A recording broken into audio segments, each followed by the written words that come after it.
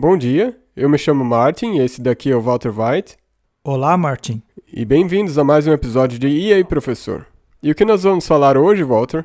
Hoje falaremos sobre o gnosticismo e a Palavra de Deus. Bem, para isso nós com certeza vamos precisar orar. Então vamos abrir com uma palavra de oração. Certamente. Nosso Pai Celeste, muito obrigado por nos reunir mais uma vez. Senhor, nós falaremos de coisas muito importantes que englobam muitas decisões importantes que nós temos que tomar.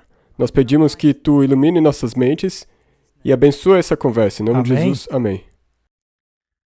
Muito bem. Por que vamos falar de gnosticismo e a Palavra de Deus? Veja, há tantas coisas acontecendo no mundo e tantas interpretações diferentes das Escrituras, tantos ventos de doutrinas soprando pelo mundo, até mesmo dentro da igreja.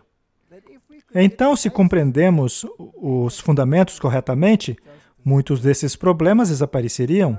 Nessa altura, as pessoas já perceberam que nosso lema é a Bíblia e o Espírito de profecia, a lei e o testemunho. E o nosso objetivo é continuar com este lema, já que a questão toda gira em torno disso. É mesmo. E como nós já mencionamos, então é importante, é imperativo ter a lei correta, a palavra correta. A Torá correta, a Palavra de Deus correta. Muito bem, vamos lá. Gnosticismo e a Palavra de Deus.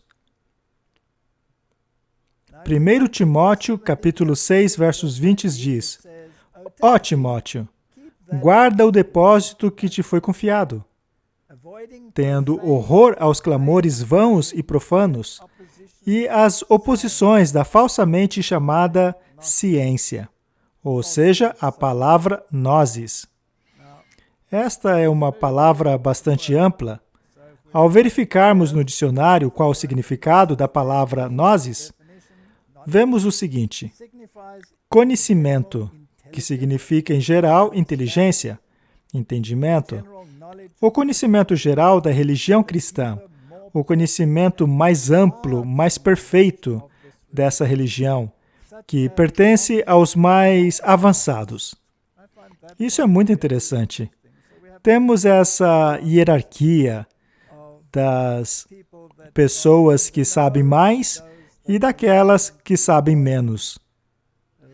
Dos iniciantes que ainda têm que aprender o básico. Especialmente concernente às coisas legais e ilegais dos cristãos. Sabedoria moral observada em um correto viver.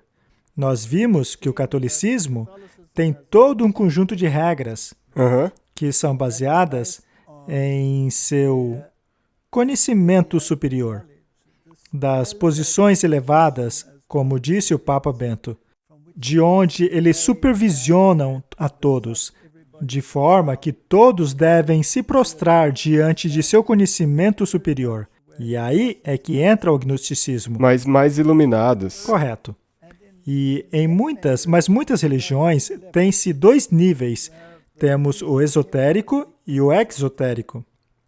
O conhecimento esotérico é para os iluminados, não é para o público em geral. E esse tipo de pensamento não permeia apenas a igreja, mas é parte essencial das sociedades secretas, como a maçonaria. Eles guardam seus segredos com juramentos. Eles juram coisas horrendas. Às vezes, é possível ver estas execuções. Às vezes, encontramos pessoas enforcadas debaixo de pontes, com as calças enroladas, de uma maneira típica maçônica, como aconteceu com os banqueiros do Vaticano.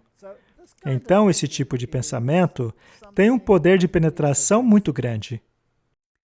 E, infelizmente, ele acaba penetrando em lugares que não deveriam. As raízes do gnosticismo estão na doutrina da serpente. Nós já falamos sobre isso muitas vezes. Então, vamos apenas dar uma pincelada. Gênesis 3:5 diz assim: Porque Deus sabe que no dia em que dele comerdes, se abrirão os vossos olhos e sereis como Deus, sabendo o bem e o mal. Nós já falamos bastante desse verso. Não entraremos em grandes detalhes hoje. Mas, ao olharmos o site historiadomundo.org, vemos que a definição de gnosticismo é muito interessante. Gnosticismo é a crença de que os seres humanos contêm pedaços de Deus, o bem maior, uma centelha divina dentro de si mesmos. Essa é a doutrina da serpente, que caiu do mundo imaterial dentro dos corpos dos humanos. Toda a matéria física está sujeita à decomposição, apodrecimento e morte.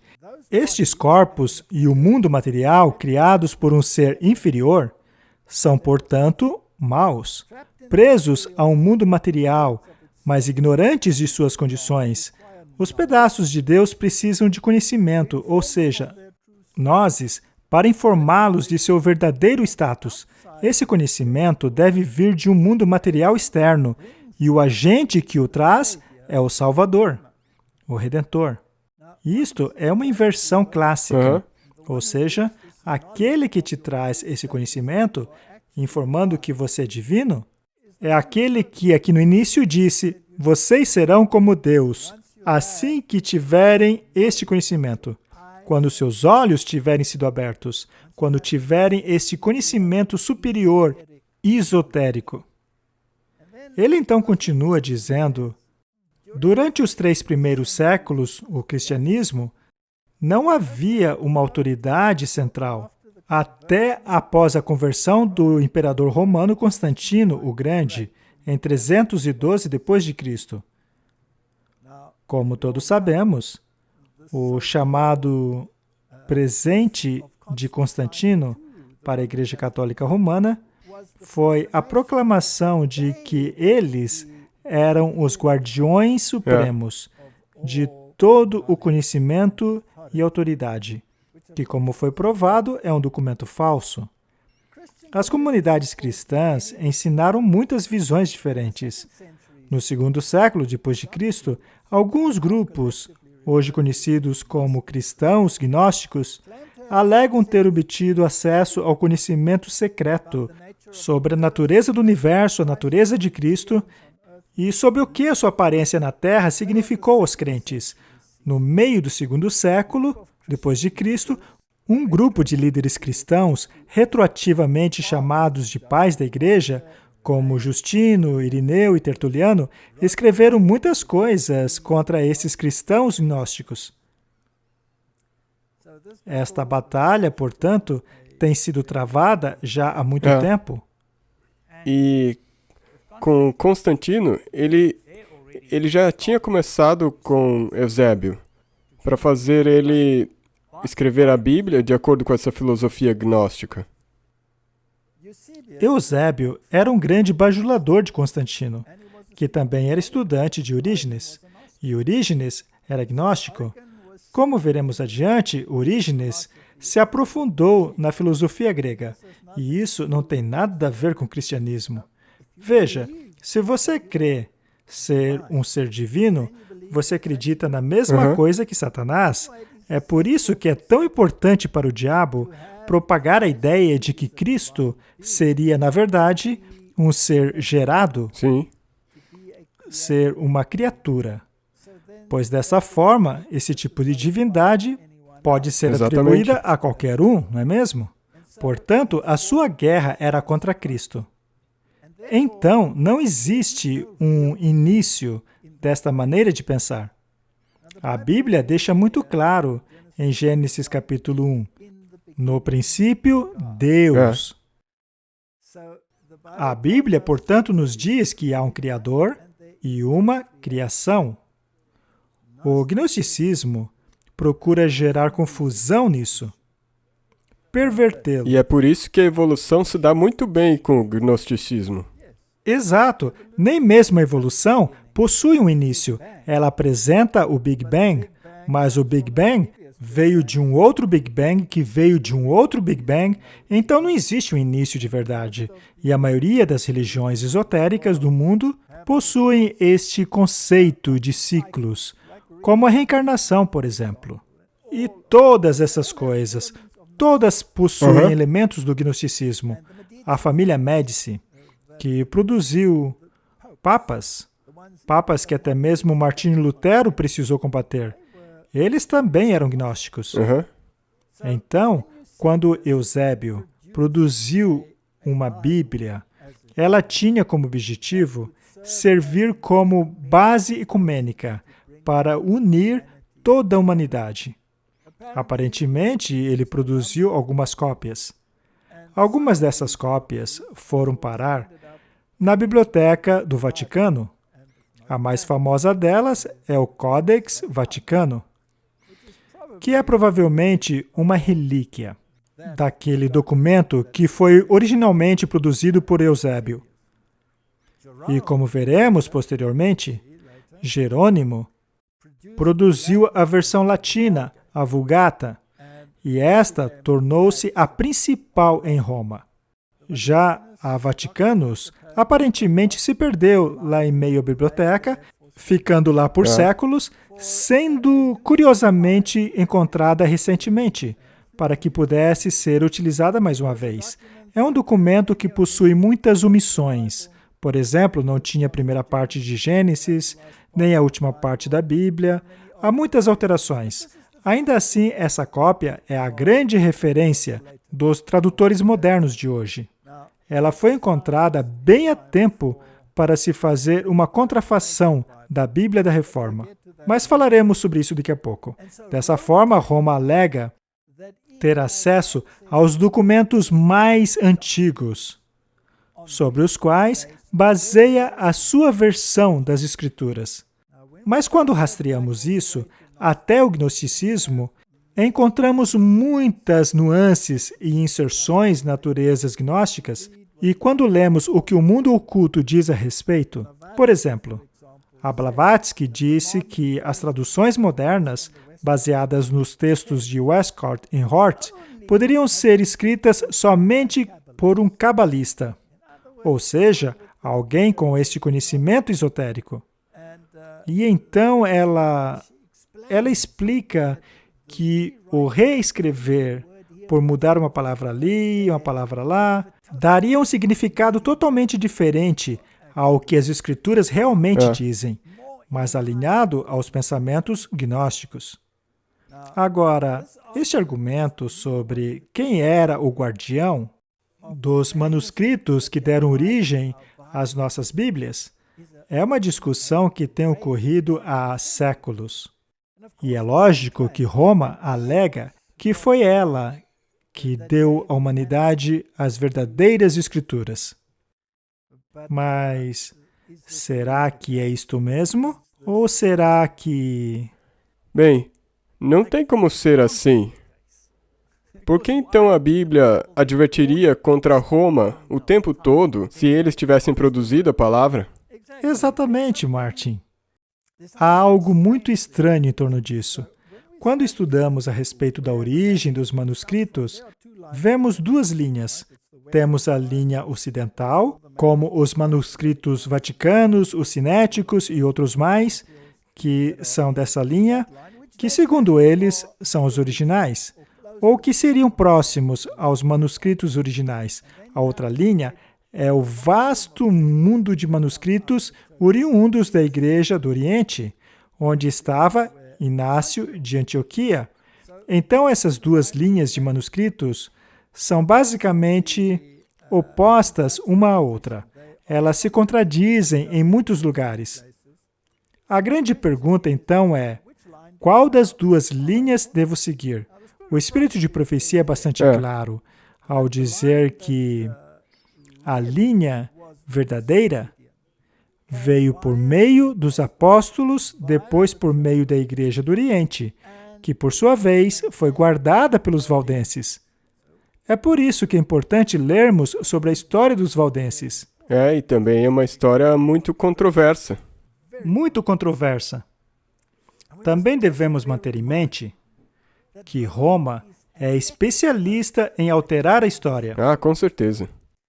Por exemplo, ao tentarmos estudar a história dos Érulos, dos Vândalos e os Ostrogodos, aquelas nações que foram erradicadas, vemos que a sua história foi destruída. A única história que temos é aquela que foi inventada por Roma. É mesmo, eles têm um grande histórico de queimar livros e também destruir a história. Exato.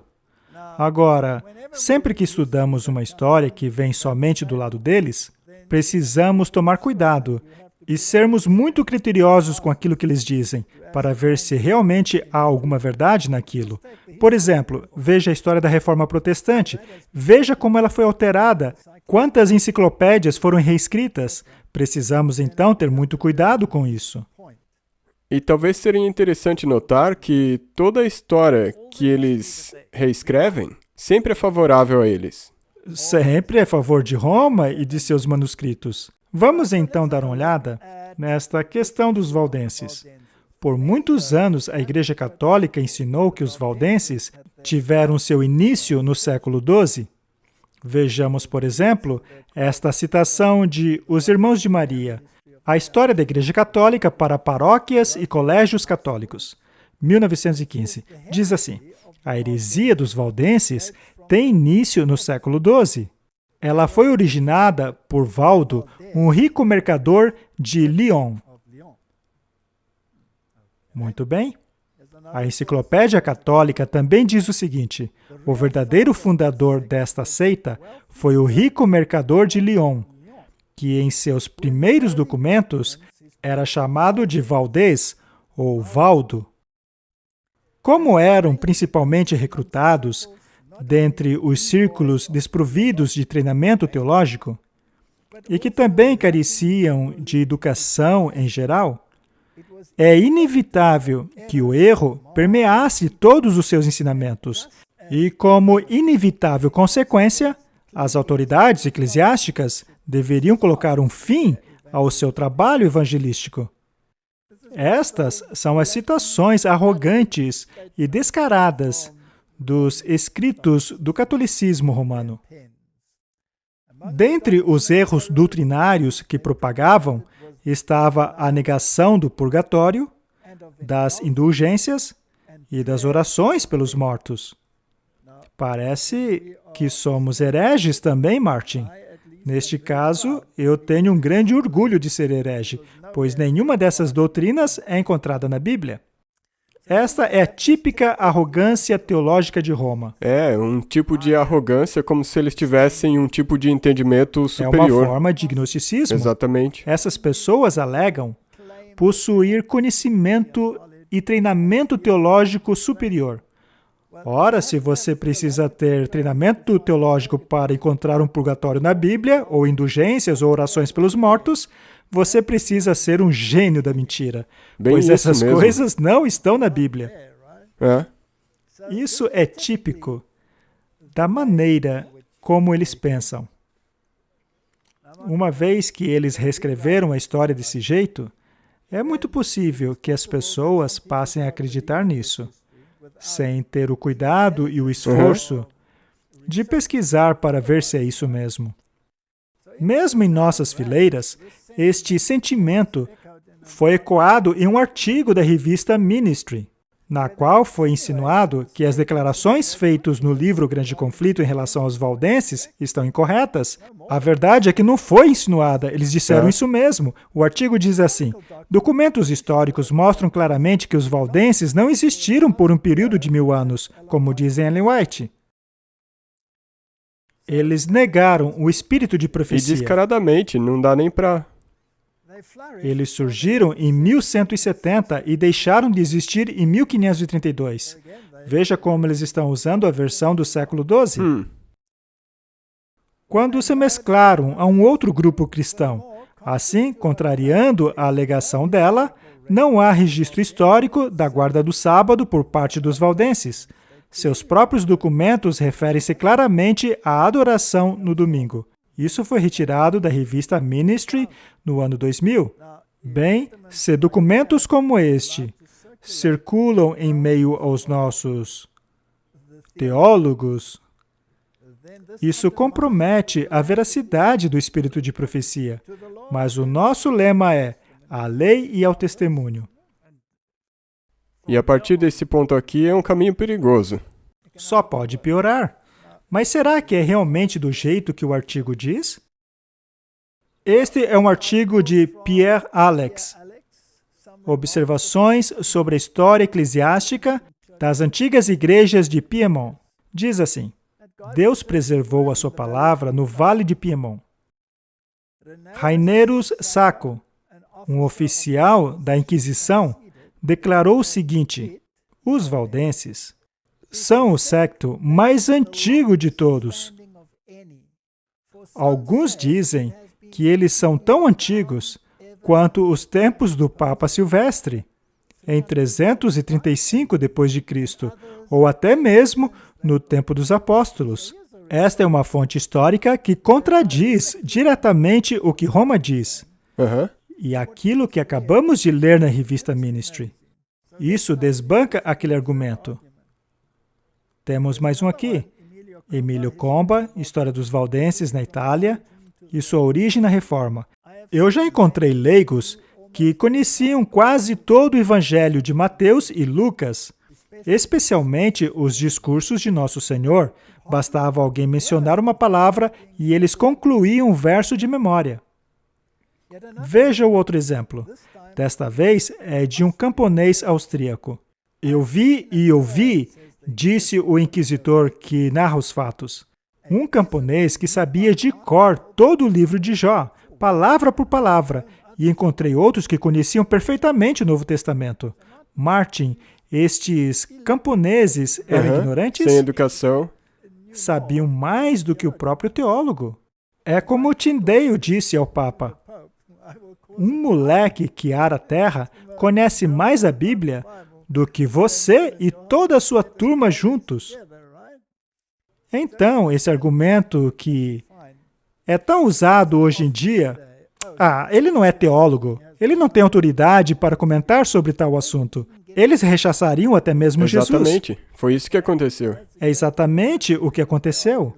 Eles usaram esse argumento. A superioridade eclesiástica deles é algo tão arrogante que nem vale a pena mencionar. Vamos ver o que o grande conflito tem a dizer. Então, de um lado temos os pensamentos de alguns teólogos e do outro o espírito de profecia. A fé que por muitos séculos foi guardada e ensinada pelos cristãos valdenses era um claro contraste contra as falsas doutrinas apresentadas por Roma. Sua crença religiosa baseava-se na palavra escrita de Deus, o verdadeiro sistema do cristianismo.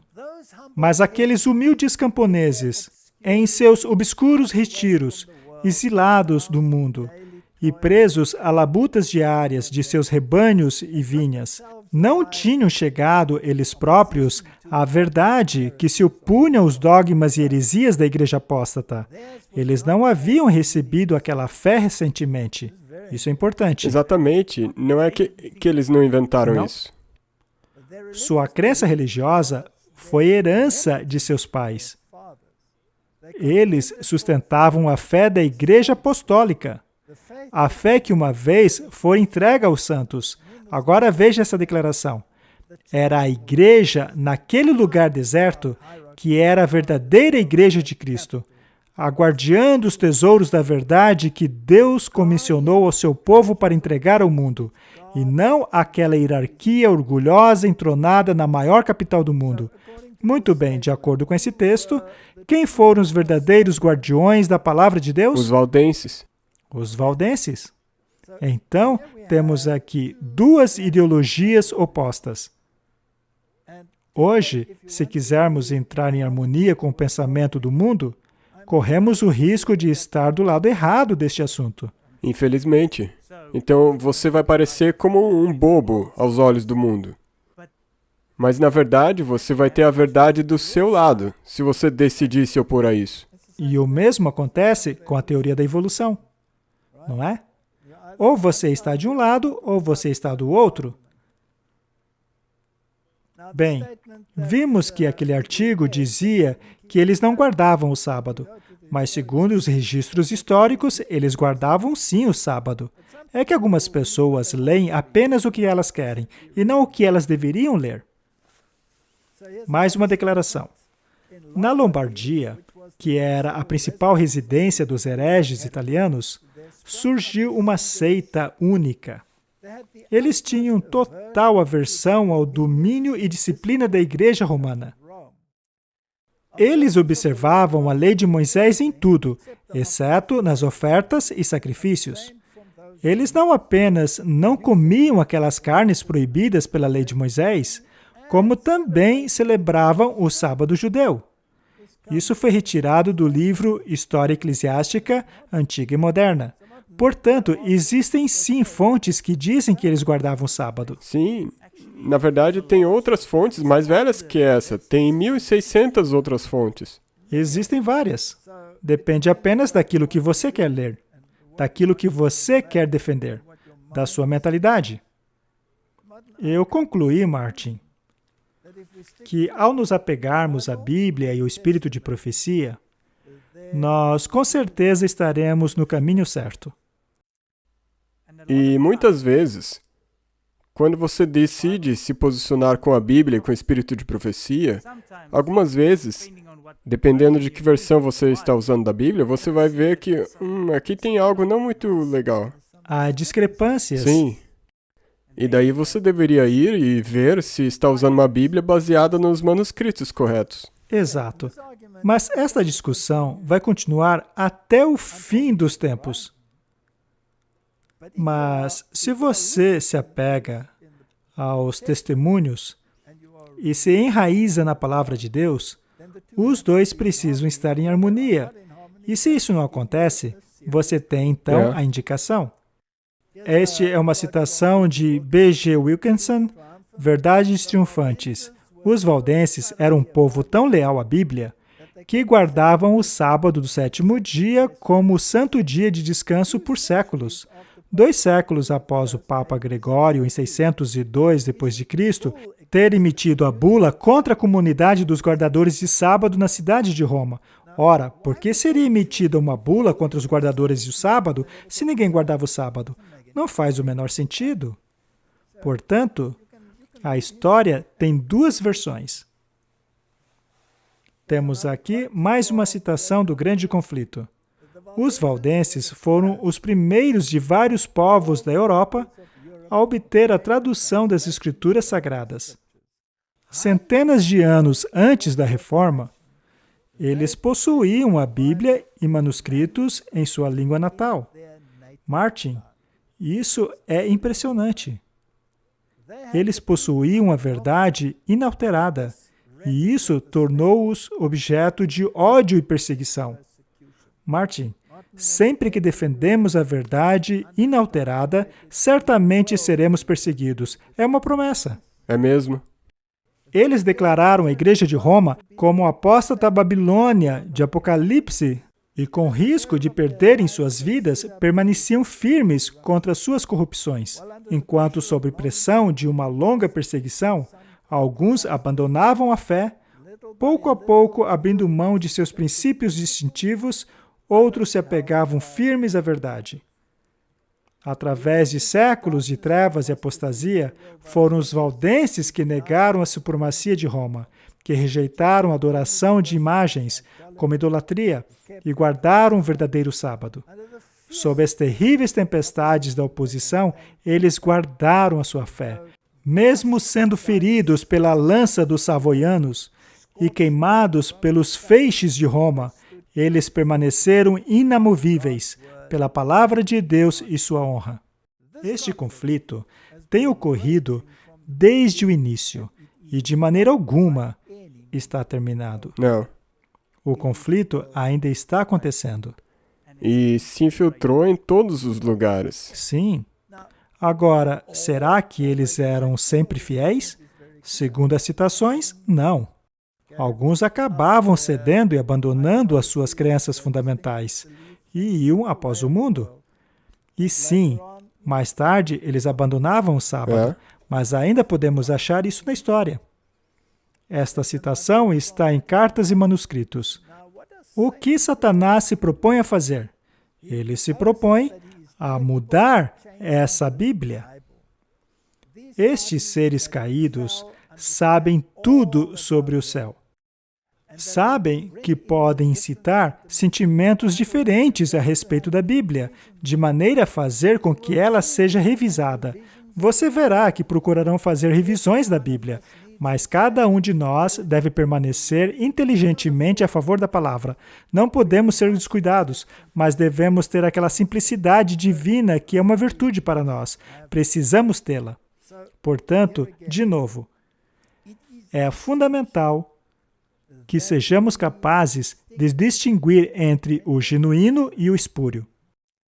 Agora, você pode vir com centenas de traduções da Bíblia. Se elas forem baseadas em manuscritos espúrios, serão todas espúrias. Não importa o quão lindo seja a poesia e a linguagem delas, se não são baseadas nos manuscritos corretos e se forem baseados em perversões, se forem baseados no gnosticismo e em inserções gnósticas, temos um problema. É como uma casa construída sobre areia. O espírito de profecia previu que isso Sim. ocorreria? Com certeza. Deveríamos então tomar Com cuidado? certeza. E se você quiser fazer um traçado lógico, nós vimos no espírito de profecia que os valdenses eram os guardiões da palavra verdadeira. Então, que manuscritos que eles tinham? É verdade. O interessante é que os reformadores, até mesmo os de Geneva, os primeiros, utilizavam os documentos valdenses para produzirem suas Bíblias, assim como também utilizavam os textos receptos compilados por Erasmus. Até mesmo Martim Lutero usou a Bíblia valdense. Deus trabalha com as pessoas aonde elas se encontram em sua experiência de vida e as conduz passo a passo, cada vez mais alto. Deus não as deixa onde forem encontradas. E tampouco o povo de Deus descansa contentemente no lugar onde Deus o encontrou. Eu acho interessante que a Bíblia diga que Deus nos tirou de uma pilha de esterco. E é verdade. É verdade. Não podemos negar. E assim foi com Lutero. Ele pode ter começado com a Bíblia católica, mas quando veio a oportunidade de produzir uma tradução da Bíblia, ele utilizou a Bíblia Teppel, que era uma Bíblia valdense. É um fato interessante da história que, conforme a reforma progredia, os reformadores adotavam textos receptos em união com os valdenses. Já os jesuítas, inspirados na Contra-Reforma, adotaram a Vulgata Latina e o Vaticanus. Eles ainda não tinham os manuscritos do Sinai. Eles foram encontrados em 1844 dentro de uma lata de lixo. Mas isso é outra história. Esta citação é de Ted Schultz, Ataque ao Remanescente. É um livro muito interessante. Portanto, o gnosticismo parece ser a raiz de muitas de nossas traduções bíblicas modernas. Esta é uma citação de Albert Henry Newman, um manual da história da Igreja. Em meio às grandes controvérsias cristológicas do quarto século em diante, Alexandria e Antioquia sempre foram antagonistas. Alexandria representando o transcendentalismo místico e promovendo a interpretação alegórica das Escrituras. Já a Antioquia insistia na interpretação gramático-historicista das Escrituras, não tendo simpatia pelos manuscritos místicos. Bem, Paulo ensinou em Antioquia e escreveu ao seu amigo Timóteo, orientando para não ter relacionamento algum com o gnosticismo. Nada que tivesse a ver com essa chamada ciência. E aqui temos esses escribas do quarto século utilizando documentos de Orígenes para fazer manuscritos, que hoje são a referência das Bíblias modernas. E como vimos, o Escott e o Hort basearam seus escritos, o seu texto grego, no manuscrito Vaticanus, da qual chamavam de Oceano de Pureza. Olha, eu não sei em qual oceano ele estava, mas para mim era um oceano bem poluído. Mas enfim. Isso aí, deixa eu só mencionar, Era tudo do lado de Alexandria. O Orígenes era de Alessandria. Correto. E sabemos que o Estcourt e o Hort eram jesuítas disfarçados, assim como o cardeal Newman. Não resta dúvida sobre isso. E é interessante que neste movimento de Oxford, que acabou trazendo o catolicismo para dentro da Igreja da Inglaterra, o cardeal Newman saía distribuindo folhetos. E as pessoas começaram a desconfiar que ele era um jesuíta disfarçado, e sempre que desconfiavam disso, ele criticava ferozmente o papado e escrevia artigos sobre o anticristo, e aí tudo se acalmava. E as pessoas diziam, ele não deve ser tão mau assim. Mas quando ele terminou a missão dele, ele se tornou um cardeal católico. Este é um artigo de Martin Klein, do livro Thou Hast Magnified Thy Word Above All Thy Name. A igreja cristã primitiva tinha o seu quartel-general na Antioquia, não em Alexandria. Na verdade, Alexandria era o centro da filosofia pagã do gnosticismo, que hoje chamamos de espiritismo ou ocultismo. É interessante que os manuscritos de Alexandria são, na verdade, manuscritos católicos. Os dois principais manuscritos da família da Alexandria são o Codex Vaticanus e o Codex Sinaiticus.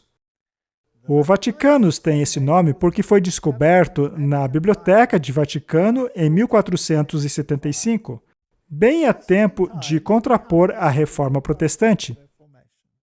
O Codex Sinaiticus possui esse nome por ter sido descoberto no Monte Sinai tradicional, em um monastério católico. Alguns dizem que não era um monastério católico, mas um monastério ortodoxo, mas ao olharmos para as raízes, era provavelmente um monastério católico. Exatamente, ele começou no tempo de Justiniano. Então, tem muita história interessante nisso. Agora, uma das Bíblias em que eles se baseiam fortemente é a tradução da antiga Bíblia hebraica para o grego. Esta Bíblia é chamada de Septuaginta. De acordo com a lenda, vamos chamá-la de lenda, foram convocados 70 escribas para fazer essa tradução. E fizeram isso em tempo muito curto. E é por isso que é chamada de Septuaginta, ou de LXX, que é 70. Mas aparentemente haviam 72. Também existe controvérsia nisso aí. Ela era chamada de a tradução dos 70, mas na verdade tinham 72 tradutores. E essa tradução sempre causou muita controvérsia, já que ela bagunça totalmente as datas encontradas ali no texto massoréticos, por exemplo, que por sua vez estão em harmonia com o espírito de profecia. Só que os teólogos amam a Septuaginta. Vamos ler então uma citação desse livro. Vamos ver o que ele diz a respeito. E veja, os manuscritos que você lê determinarão a sua forma de pensar. É mesmo. O único lugar em que temos o registro da Septuaginta é nos escritos de Orígenes. Ele faz uma comparação de 6 documentos e um deles é essa tradução grega. Este é realmente o único lugar em que encontramos. Ela vem de Orígenes, que era gnóstico. Então vamos dar uma olhada. A Septuaginta contém muitos e sérios problemas que não podemos aceitar como sendo a preservada palavra de Deus. A maioria dos manuscritos da Septuaginta dá a Matusalém a idade de 167 anos no nascimento de seu filho Lameque. A versão hebraica diz 187, Gênesis 5:25. No entanto, se Matusalém realmente tivesse 177 anos no nascimento de Lameque, e Lameque 188 no nascimento de Noé, e Noé 600 anos quando aconteceu o dilúvio, de acordo com a Septuaginta, Matusalém teria 955 anos na data do dilúvio. Uma vez que ele viveu 969 anos, que é o tempo de vida dado em ambas as versões, a Septuaginta acaba apresentando o absurdo de Matusalém ter vivido 14 anos depois do dilúvio. Não é interessante? O construtor do esquema na Septuaginta prolonga a cronologia dos patriarcas após o dilúvio em 720 anos. Ele também gradua o comprimento das vidas dos patriarcas através de todo o registro, tanto antes como após o dilúvio. O curioso resultado disso é que, com exceção de Enoque, Cainã, cuja vida excedeu a de seu pai por apenas 5 anos, e Reu, cuja idade e sua morte era a mesma que de seu pai, cada um dos patriarcas, desde Adão a Abraão, morrem alguns anos antes de seus pais. Poderia alguma coisa ser mais artificial do que essa? Eles chamam isso de o elo perdido, já que não há evidências da Septuaginta além dos escritos de Orígenes. E eu só queria dizer que, se você tentar basear sua cronologia na Septuaginta, eu não acho que vai dar muito certo. Correto. É por isso que existe essa controvérsia sobre se a Terra tem 6.000 anos de idade ou 10.000 anos de idade, ou mesmo qualquer idade entre esses números. Mas se você se ativer à Bíblia e ao Espírito de Profecia, e quando eu digo a Bíblia, eu me refiro aos manuscritos que foram aceitos como a fonte original e que estão em harmonia com o Espírito de Profecia. Sim. Vamos continuar. A Septuaginta, ou a LXX, é como um elo perdido na evolução. Todo mundo acha que existe um em algum lugar, mas ninguém consegue encontrá-lo. Lembre-se, a Septuaginta é supostamente uma tradução grega do Antigo Testamento hebraico, de 250 anos antes de Cristo, da qual Jesus teria feito menção, o que, aliás, foi provado como falso na página 90 do livro dele. Porém, quando alguém cita a Septuaginta hoje, ele está, na verdade, citando os Sinaíticos e o Vaticanos, que são no máximo do 4º século depois de Cristo. E isso porque ninguém encontrou esses manuscritos de 250 anos antes de Cristo. É o predecessor mítico dos Sinaíticos e do Vaticanos, que todo mundo pensa que existe, mas que ninguém acha. Assim, a Igreja Católica capitalizou nas cartas forjadas de Aristes e sua história da Septuaginta, para dar validade aos seus corrompidos manuscritos gregos, fazendo-os parecer como se fossem cópias da Bíblia que Jesus usou. Quando se passa a entender essas coisas, somos levados a nos agarrar àquilo que sabemos que não é espúrio, que não sofreu interferência da alta crítica. Essencialmente, a Septuaginta mais antiga teria sido a quinta coluna da Hexapla de Orígenes, ou da Bíblia de 6 colunas, de 245 d.C.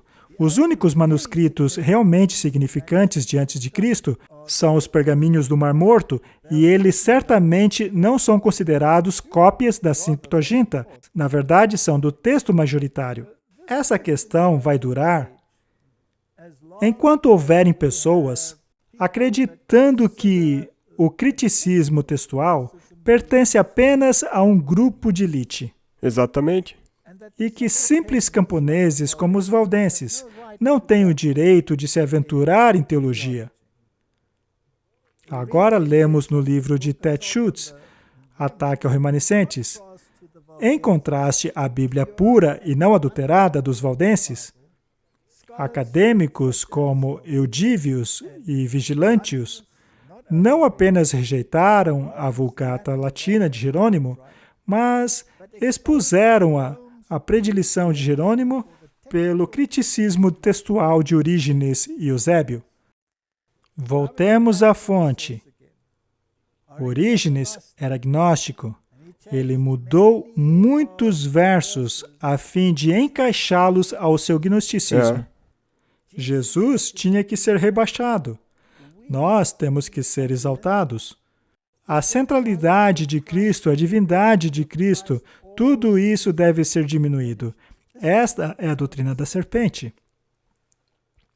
Assim como Eusébio produziu um texto grego rival para Constantino, rival à Vulgata grega, Agora veja, não confunda a Vulgata grega com a Vulgata latina.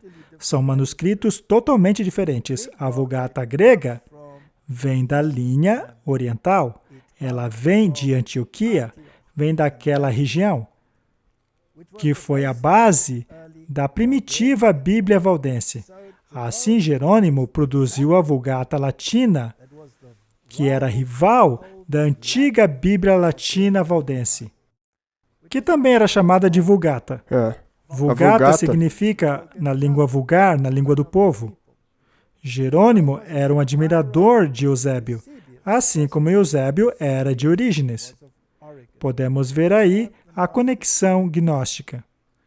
Principalmente por meio da obra desses três homens, foi lançado o fundamento da Bíblia de Roma e da maioria das versões modernas que existem hoje. Quando surgiu esse conflito entre a tradução bíblica protestante, veja o Luterus ou Textus Receptus, o Tyndale usou Textus Receptus, os escritos que vieram de Geneva usaram Textus Receptus, utilizaram a Bíblia Valdenses. Quando a versão King James foi traduzida, usaram Textus Receptus, assim como a Bíblia Valdense, para traduzir esses textos. Roma ficou furiosa. Então, as pessoas começaram a dizer que Roma era contra a Bíblia. Só que Roma disse, não, nós somos contra a Bíblia dos protestantes. E hoje, Martin, é tão triste de ver que muitos teólogos, mesmo dentro de nossa própria igreja, dão preferência aos documentos que vieram das entranhas de Roma, o que é totalmente contrário ao espírito de profecia. Vamos dar uma olhada em alguns exemplos. Daniel 8:14. Este é um texto muito importante. E ele disse a mim, até 2.300 dias, e o santuário será purificado. E esse provavelmente é um dos textos mais importantes para os adventistas do sétimo dia. Este texto é a origem do nosso movimento. O problema é que as versões modernas alteraram isso. Veja como diz, por exemplo, a nova versão internacional. E ele disse a mim, levará 2.300 tardes e manhãs, então o santuário será reconsagrado. Ora, existe diferença entre purificado e reconsagrado. Uma enorme diferença. E a versão King James traduz o texto como dias e não tardes e manhãs. É muito importante compreendermos que a versão King James está correta em sua interpretação. E veremos o porquê. Se você pegar a Bíblia TEV, que utiliza a linguagem de hoje, uma tradução bem moderna, diz o seguinte: eu ouvi um outro anjo responder, continuará por 1.150 dias, durante os quais os sacrifícios da tarde e da manhã não serão oferecidos. Então o templo será restaurado. De novo, é parecido com o reconsagrado. Sim. Mas eles diminuíram os números dos dias. E a razão pelo qual fizeram isso é porque tardes e manhãs não se referem a um dia, como diz a King James. Eles alegam que isso se refere ao sacrifício das tardes e manhãs. Então, há 2.300 sacrifícios da tarde e da manhã, o que seria 1.150 dias. Isso acaba com 1854. Já era. Então, é importante qual manuscrito utilizamos? É questão de vida ou morte. Isso é uma infusão. É o primeiro passo que é dado nas traduções modernas, até finalmente chegarmos na apostasia completa, como na versão TEV, que destruiu completamente a profecia. A palavra tarde e manhã nunca na Bíblia se referiu a sacrifícios. Quando a Bíblia se refere a sacrifícios, ela diz a manhã e a tarde, nunca a tarde e a manhã. Na Bíblia, as menções de tarde e manhã sempre se referem ao dia. Você se lembra de Gênesis? Houve tarde e manhã, o primeiro dia. E aqueles foram dias literais, dia de 24 horas. Isso, portanto, é uma perversão proposital, originada das mentes dos autos críticos, que por sua vez são influenciados por Roma. Continuando no livro do Ted Schultz, na profecia dos 2300 dias, vemos uma clara promessa da vinda do Messias e seu batismo, sua crucifixão, sua inauguração no santuário celestial e sua entrada no lugar santíssimo, no início do juízo investigativo em 1844. Vamos pausar aqui um pouquinho. Se fosse verdade que o texto se refere ao sacrifício da tarde e da manhã, e que os dias seriam, na verdade, 1150 dias, então toda a primeira metade da profecia, que se refere ao Messias, sua chegada e ministério, seria destruído. Sim. Então, não pode ser.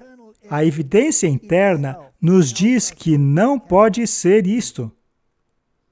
Se a data de 1844 for banida do cenário profético, então a programada proclamação das 3 mensagens angélicas, com seus alertas sobre receber a marca da besta em relação à questão do sábado e domingo, também desaparece.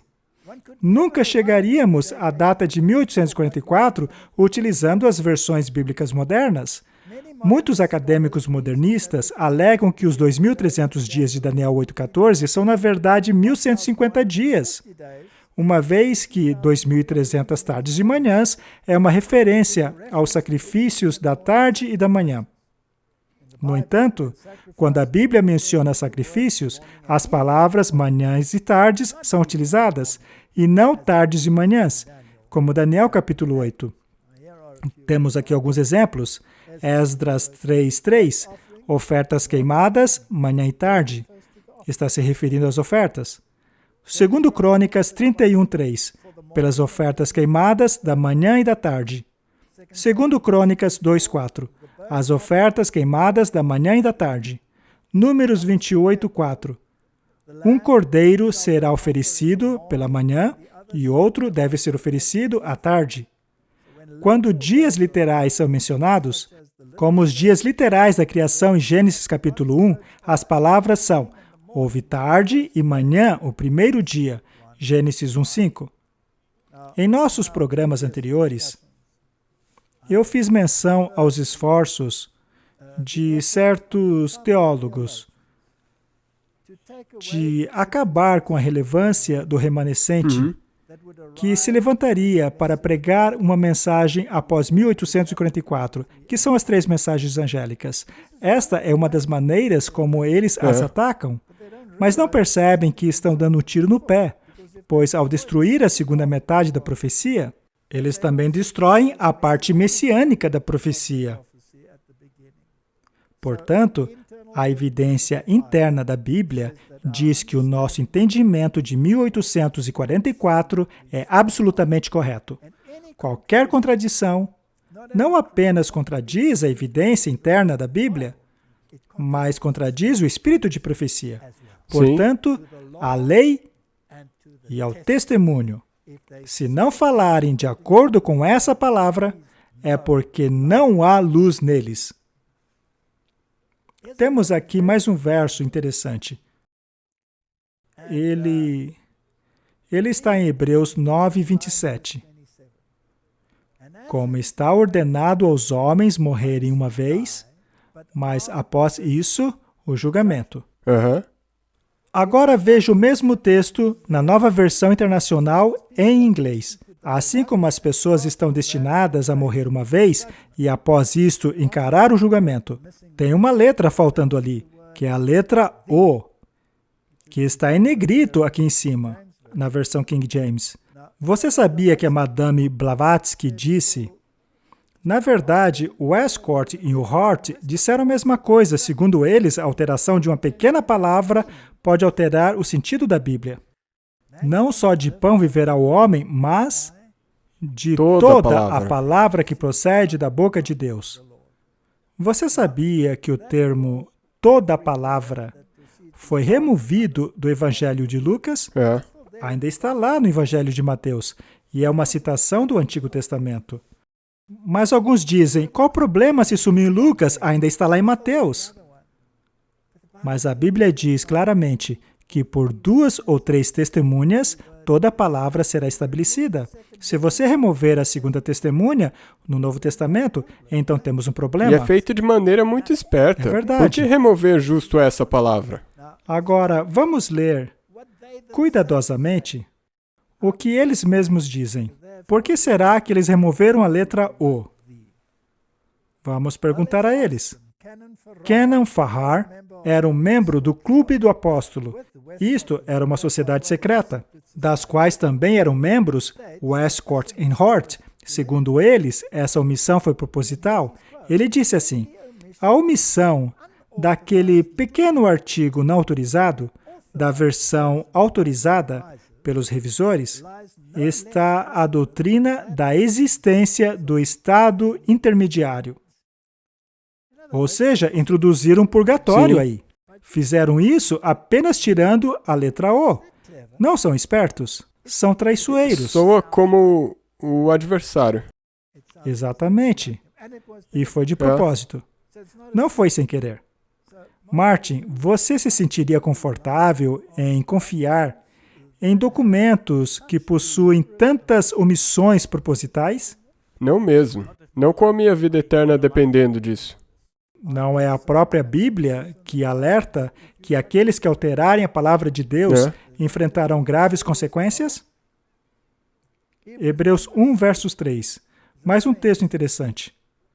O qual, sendo esplendor da sua glória e expressa imagem da sua pessoa, e sustentando todas as coisas pela palavra do seu poder, havendo feito por si mesmo a purificação dos nossos pecados, assentou-se à destra da majestade nas alturas. Esta é a versão King James. Agora, a NIV, a RSV, a RSV, a NTL, TV, a ASV, etc, etc, etc, omitiram as palavras por si mesmo. Mas por que omitiram isso? É porque isso retira de Jesus a sua posição de único mediador, para assim permitir comediadores, como os santos, por exemplo, ou E os mesmo Maria, sacerdotes. e padres e papas. Ao lermos Richard Foster, A Celebração da Disciplina, Nós mencionamos ele no episódio passado também. é claro, e ele se baseia na Bíblia Renovare. Martin, você sabia que há pessoas, mesmo dentro de nossa igreja, dizendo que nos beneficiaríamos de ler uma versão como aquela? E aquela pessoa não tinha te dito que ele é tão inspirado quanto é Ellen White? É verdade. Você sabe de quem eu estou falando, né? Sim, ele era um oficial da conferência. E ele me disse que Richard Foster é tão inspirado quanto Ellen White. E eu disse que eu concordava com ele, pois a inspiração de um vem de baixo e de outra vem de cima. E isso o deixou furioso. E veja só o que ele disse. Ele já faleceu, né? Aos seguidores de Jesus Cristo tem sido dado autoridade para receber a confissão de pecados e de perdoá-los em seu nome. Isso é protestante ou católico? Católico. Tínhamos tentado nos convencer de que apenas Deus pode perdoar pecados. É através da voz de nossos irmãos e irmãs que a palavra do perdão é ouvida e enraizada em nossas vidas. E há uma terceira vantagem, a confissão institucionalizada, que é a penitência. Isso é pura doutrina católica. Ao terem removido aquelas palavras, tais pessoas se colocaram no lugar de Deus. Isso é gnosticismo. Gnosticismo escancarado. Isso é gnosticismo, é o evangelho gnóstico. Então, quando todas essas versões, essas traduções modernas, excluem e omitem as palavras, revelam que são de origem gnósticas. Trata-se de documentos com elementos gnósticos neles. Torna-se impossível defender qualquer doutrina séria referente ao ministério de Cristo, aonde ele está ocorrendo agora, e o que significa expiação, e o que quer dizer ser salvo dos seus pecados e não em seus pecados. E isso é uma grande catástrofe. Vejamos outro exemplo. Colossenses 1,14. Em quem temos a redenção através de seu sangue, a saber, a remissão dos pecados. Agora, o mesmo verso nas versões modernas. Em quem temos a redenção, a saber, no perdão dos pecados. Ora, por que omitiram o através de seu sangue? Essa omissão foi feita em todas essas versões aqui embaixo, como vocês podem ver. Todas essas versões omitiram o termo através do seu sangue. Afinal, o catolicismo ensina que não somos salvos pelo sangue do Cordeiro. Segundo eles, somos salvos pelas obras, inclusive das obras de Maria e dos demais santos. Você pode, por exemplo, orar ao Papa João Paulo II, pois agora ele é santo, o Papa João Paulo II. E se você se lembra, o Trump e a esposa, eles se curvaram e oraram no altar do Papa João Paulo. É verdade. Lemos em Levíticos 17:11, porque a vida da carne está no sangue, pelo que vou-lo tenho dado sobre o altar para fazer expiação pelas vossas almas. Porquanto é o sangue que fará expiação pela alma.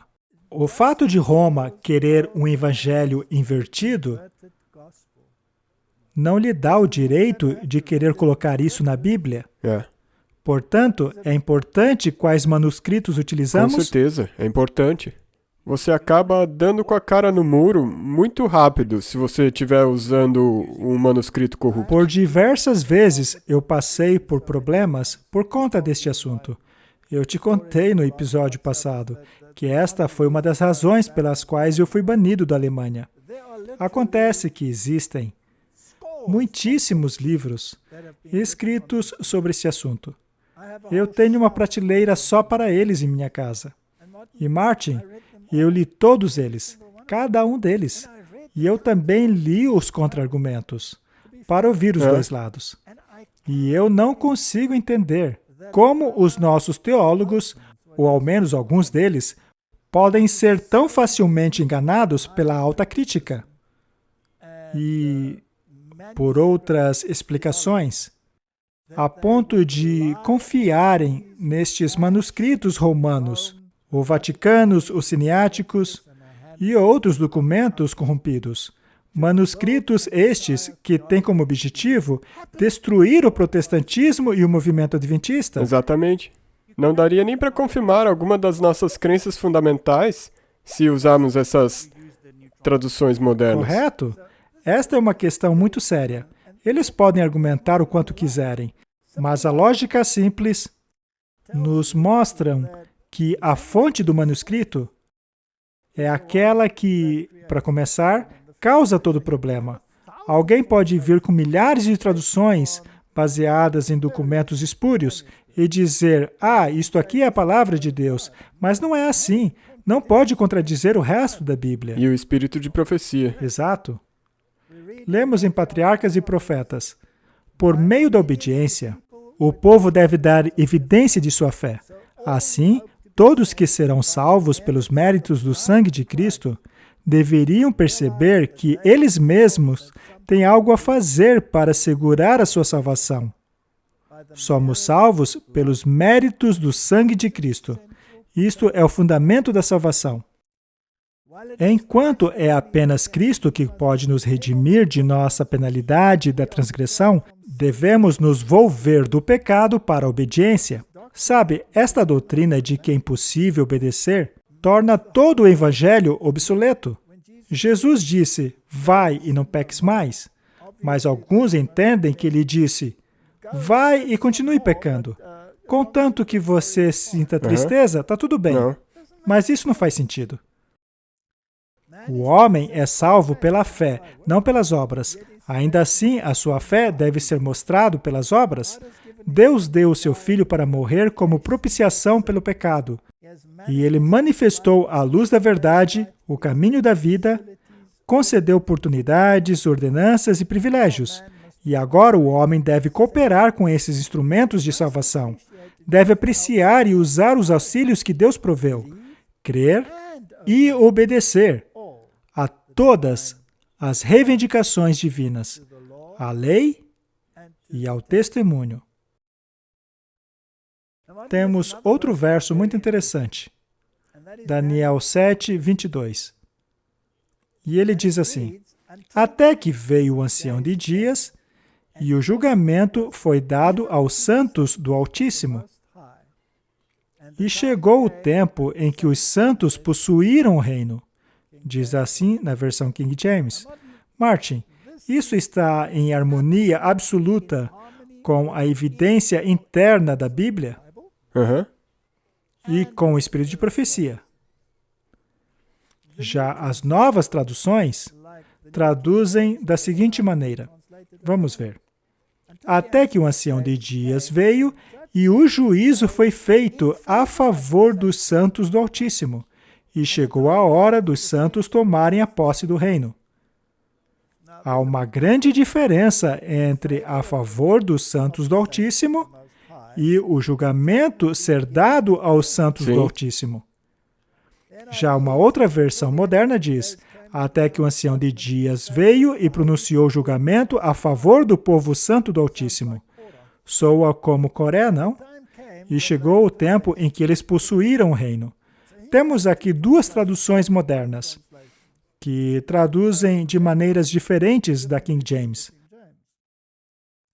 Eu quero deixar uma coisa clara aqui.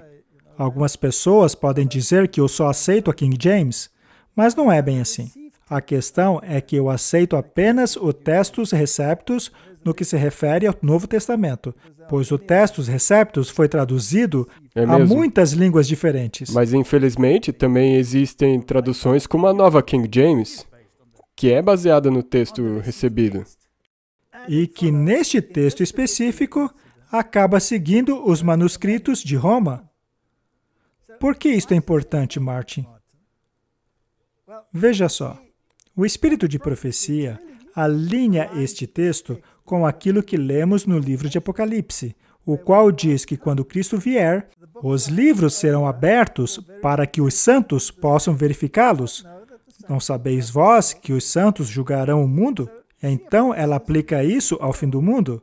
Por outro lado, as novas versões, as mais modernas, faz referência à investigação que ocorrerá antes da vinda de Cristo. Infelizmente, até mesmo algumas de nossas Bíblias de estudo, que utiliza a nova King James, seguiram essa linha. Eles também aplicam a investigação e não a vinda de Cristo, mesmo apesar de o espírito de profecia aplicá-lo à segunda vinda de Cristo. Vamos ver. Estamos lendo de The Southern Watchman, em 1905, falando sobre o julgamento do milênio. Durante os 1000 anos entre a primeira e a segunda ressurreição, o julgamento dos ímpios incorrerá. Daniel declara que quando o ancião de dias veio, o julgamento foi dado aos santos do Altíssimo. Então veja que ela está mencionando Daniel 7:22. E neste tempo, os justos reinarão como reis e sacerdotes para Deus. João, em Apocalipse, diz: e vi tronos, e se assentaram sobre eles, e o julgamento lhes foi dado. Eles serão sacerdotes de Deus e de Cristo, e reinarão com ele por 1000 anos. É neste tempo que, como foi profetizado por Paulo, os santos deverão julgar o mundo. Em união com Cristo, eles julgarão os perversos, comparando os seus atos com o livro do Estatuto, a Bíblia, e decidirão cada caso de acordo com as obras feitas no corpo. Satanás e os anjos maus também serão julgados por Cristo e seu povo. Martin, temos aqui mais um claro exemplo do espírito de profecia estando em perfeita harmonia com a tradução que encontramos em Daniel 7:22, na tradução King James, e em contraste total com as traduções modernas. Eu pergunto por que alguns de nosso próprio povo se apegam às traduções mundanas, negando desta forma o espírito de profecia. Mas não pode ser assim. Se queremos ter entendimento e sermos unidos em termos de doutrina, precisamos basear aquilo que acreditamos na Bíblia e no testemunho. Já essa ideia de que você precisa ser um teólogo a fim de compreender a crítica textual não faz nenhum sentido. Pois se a sua base é um documento que possui gnosticismo associado a ele, não importa o quão você argumente sobre a veracidade do texto, ele não pode ser aceito, pois existe apenas uma linha que possui o selo de aprovação. E sabemos qual dessas linhas ela é. É a linha que veio dos discípulos através dos valdenses e então, pela Reforma. Chega a ser impensável que Deus daria os manuscritos incorretos aos reformadores para basearem doutrinas tão importantes como a da salvação. Também é um absurdo pensar que justamente o sistema do anticristo tenha sido o guardião de sua palavra. Isto é impensável. Eu só quero mencionar de novo. É sem lógica. Com certeza. É como... Existe muita lógica que você tem que considerar. Dá para usar a lógica. Você não tem que ser um autocrítico para usar a lógica. Muito bem. Quão importante é que entendamos a linguagem dos críticos e que entendamos de grego e hebraico. Seria o conhecimento de grego e latim uma exigência para a interpretação? Este é um comentário do Comitê sobre Problemas na Tradução Bíblica. Segundo eles, o problema é como a partícula, e daí eles usam uma palavra grega aqui, que deveria ser traduzida como infinitivo, e aí usam outra palavra grega, e daí continua dizendo, esta é uma construção anátrica, e, portanto, é uma partícula adverbial. E então, o Ted Schultz continua dizendo, a maioria dos leitores bíblicos não achará essas explicações elucidativas. A minha impressão é que a mensagem passada por este comitê é que se você não sabe grego, você não está qualificado a interpretar as Escrituras e certamente não está qualificado para julgar a veracidade de nenhuma versão da Bíblia. Esta é exatamente a mesma sensação com a qual me deparo cada vez. Uma fé simples e clara na Bíblia e no espírito de profecia, que está em harmonia com uma tradução e em desarmonia com as outras traduções, não é um bom argumento. Não, segundo eles, este é um bom argumento. Ao lermos Cartas e Manuscritos, volume 12, encontramos o seguinte: é muito mais importante que os estudantes estudem a palavra de Deus do que estudarem grego e latim. Ainda assim, alguns podem estudar essas línguas com sucesso, especialmente o grego, e assim não colocá-las acima da palavra de Deus. Infelizmente, o que acontece é que muitas pessoas colocam o grego acima da palavra de Deus. Eles aceitam a argumentação da autocrítica e a introduzem no pensamento da igreja remanescente. A minha sugestão, que está em harmonia com esta última citação, é para permanecermos firmes na palavra, como está escrita, baseada nos manuscritos que Deus deu aos reformadores. Vamos deixar os manuscritos gnósticos, baseados em pensamentos gnósticos, para aqueles que gostam de se envolver com essas coisas. Aqueles que gostam de exaltar-se eclesiasticamente acima de seus irmãos, que se colocam num patamar que apenas eles podem alcançar, enxergando todo o resto como simples gado. Como Tyndale disse, um jovem no arado pode saber mais das Escrituras do que o próprio Papa, seu prelado e a alta crítica. Que Deus nos ajude a permanecermos na simplicidade da palavra.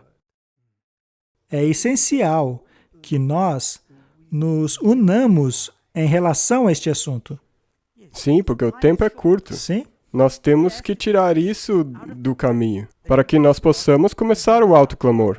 Como podemos soar o autoclamor se não conhecemos quais são as ordens de marcha do remanescente? Se não soubermos isso, não podemos ser parte do autoclamor, pois o autoclamor diz, sai dela, povo meu, para que não recebam de suas pragas. Ela caiu, As 3 mensagens angélicas não aceitam a marca da besta. Se você não acredita naquilo que a Bíblia e o Espírito de Profecia diz sobre estes assuntos, você se perderá na multidão. Vamos nos unir naquilo que os pioneiros compreenderam, aquilo que adotaram como doutrina e que transmitiram como herança ao povo de Deus, que é baseado na Bíblia e no Espírito de Profecia. Aí estão as ordens de nosso comandante. Que Deus nos dê sabedoria para nos unirmos àquilo que foi estabelecido por meio de oração e estudo. Mas não devemos aceitar apenas porque eles disseram. Vamos verificar por nós mesmos e internalizar essas coisas. Aí sim, teremos uma voz unificada para pregar ao mundo. Vamos orar? Por favor. Querido Pai, ajuda-nos a entendermos que o Senhor deu um conselho especial para os tempos em que vivemos. Senhor, se decidirmos seguir a alta crítica, colocando a verdade de lado e tornando as doutrinas irrelevantes, como teremos unidade? Senhor, dá-nos unidade na verdade e não unidade na especulação e erro. Esta é a minha oração em nome de Jesus. Amém. Amém. Obrigado por assistir esse vídeo.